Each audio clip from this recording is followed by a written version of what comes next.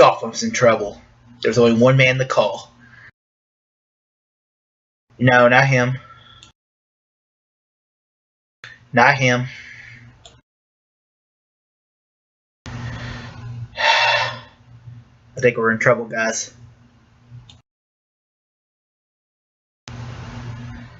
Gotham.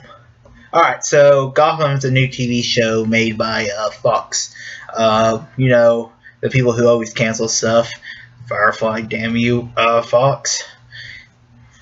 Anyways, Gotham is a show based around the city of Gotham you see in the Batman universe. Question is, did I like Gotham? And yeah, I mean, I feel like it was a little overwhelming at first. One thing I don't really like about the show right off the bat is they're kind of forcing a lot of characters on you. I mean, there was like, how many Batman villains? I mean, first it starts out with Selena Kyle, or what's known as Catwoman. And it was cool to see her, but then next thing you know, she steals milk. What's she using the milk for? I guess she drank most of the milk because she's a meow. I'm a kitty cat. Meow. And then she oddly is in the right place to see Bruce Wayne's parents get killed. And now she feels bad for the kid.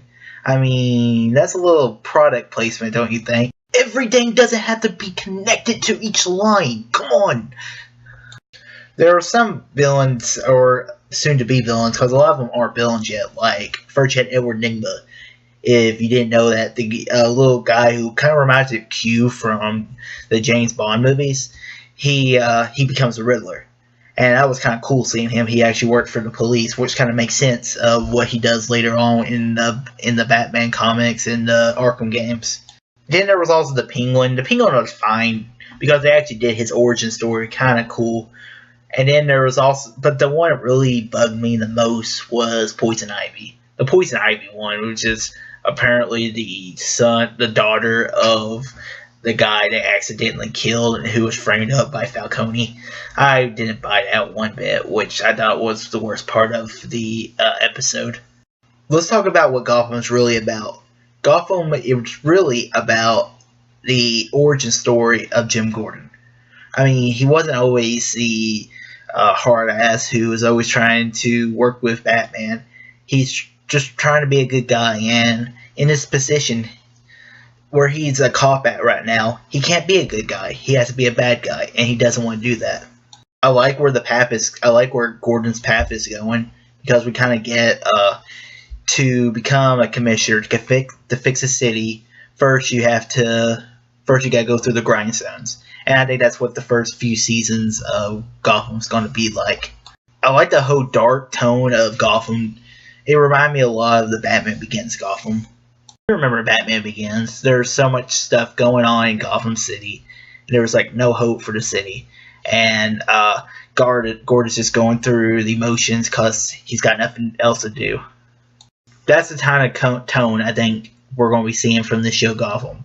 Because I think the last scene of the show will be when we see Batman for the first time, and maybe it ends with Batman and Gordon face to face, and it just ends right there. And maybe they do a Batman show, maybe they won't.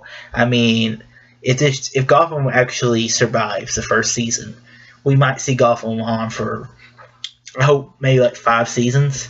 But what's good about Gotham is that it's only going to be 13 episodes the first season. So that's a good thing. The guy who actually plays Alfred this time, I know he's the son of the guy who played the third Doctor in the BBC series Doctor Who. He's actually his son, which is kind of cool, even though it's got nothing really to do anything. But this is a different kind of Alfred we haven't never seen before. Because Alfred was a military man. He was I think there's a story in the comics. I don't read comics. And he's like a member of the SIS, you know, the secret service that James Bond's part of or something. I don't know if that's true or not. Comment below, tell me if I'm wrong about that. But I like it. It's kind of going toward Alfred. The gentry old man yet that we see that Michael Caine does in the Batman or the Dark Knight trilogy. In the end, this was a great intro to Gotham. DC is killing it with these TV shows. Marvel, you need to get your game together. We'll see tomorrow with Agents of S.H.I.E.L.D.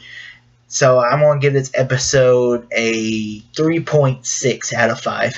It did some good things, but I'm expecting a little more, and I think I'll get that from the show. Who's your favorite Batman villain? Comment below, let me know, even though I pretty much can guess everyone's villain home with the Joker. I mean, look at that guy. Doesn't he look menacing? And if you want to see more, click the like button and click that subscribe button to see more. And all too easy.